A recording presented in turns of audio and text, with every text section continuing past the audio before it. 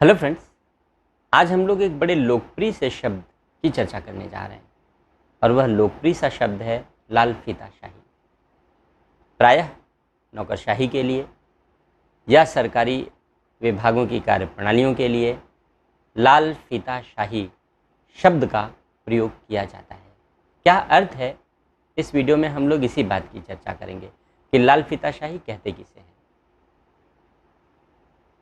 Red tapism या लाल फीताशाही का आशय है सरकारी विभागों की कार्यप्रणालियों में आवश्यकता से अधिक औपचारिकता और नियमों को शामिल करना।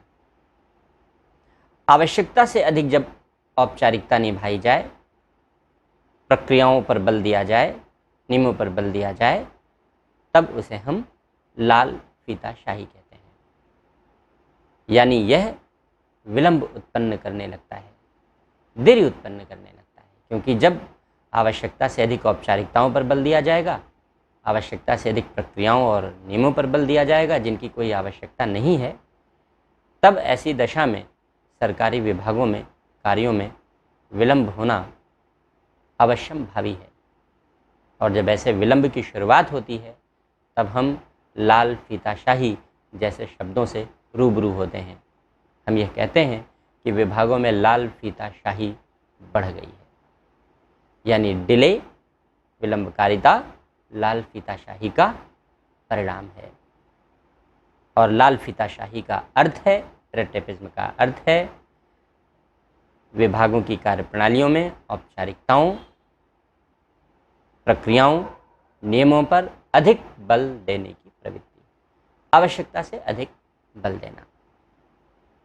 वास्तव में लाल फीताशाही शब्द के प्रयोग की शुरुआत यूरोप से मानी जाती है। 16वीं शताब्दी में यूरोप से इस शब्द के प्रयोग की शुरुआत मानी जाती है, जब वहाँ सरकारी दस्तावेजों को लाल कपड़े में लपेट करके और लाल फीते से बांध करके रखा जाता था। आज भी आप देखते होंगे कि हमारे देश में न्यायपालिका में और अनेक विभागों में जो सरकारी दस्तावेज हैं वो लाल फीते में बांध करके रखे जाते हैं। तो यूरोप में 16वीं शताब्दी में जो सरकारी दस्तावेज थे वे लाल फीते से बांध कर रखे जाते थे, और लाल फीते से बांध कर रखे जाने वाले दस्तावेजों पर अधिकारी अपने अधिकारों का मनमाना प्रयोग करते थे, क्योंकि वे अपने मर्जी से काम करते थे। नियमों की व्याख्या वे मनमानेपन से करते थे, क्योंकि सरकारी विभागों में कार्य करने के लिए जो नियम बनाए जाते हैं वे व्यवहार में लागू करते समय व्याख्या की अपेक्षा करते हैं। विभागों के अधिकारी उनकी व्याख्या करते हैं और उन्हें लागू करते हैं, और यही व्याख्याओं में मनमानेपन की गुंजाइश रहती है। और जब विभागों के अधिकारी अपने अधिकारों का मनमानापन प्रदर्शित करने लगते हैं, आवश्यकता से अधिक औपचारिकता पर बल देने लगते हैं, तो लाल फीताशाही जन्म लेने लगती है। हालांकि इस शब्द का पहला प्रयोग चार्ल्स डिकेंस ने किया था। चार्ल्स डिकेंस इंग्लिश नॉवेलिस्ट थे और 1857 में उन्होंने इस शब्द का पहली बार प्रयोग किया। रेड टेपिज्म शब्द का पहली बार प्रयोग हुआ 1857 में। और किस बात के लिए प्रयोग हुआ?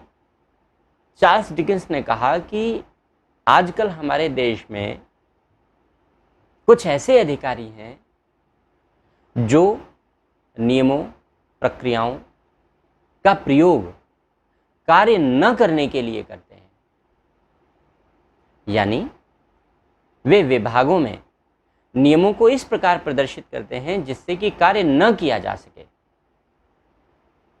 तो जब उन्होंने कहा कि नियमों का प्रयोग इस प्रकार किया जा रहा है, कार्यालयी विभागों की प्रक्रियाओं की व्याख्या इस प्रकार की जा रही है कि कार्य न किया जा सके, कार्यों को करने से रोका जा सके, तब उन्होंने कार्य न करने और कार्यों को करने से रोकने के लिए जिस शब्द का प्रयोग किया वो रेड टेपिज्म का प्रयोग किया। ये तो लाल फीताशाही हो रही, ये तो रेड टेपिज्म हो रहा है हमारे यहाँ। और यहीं से रेड टेपिज्म शब्द पॉपुलर होने लगा।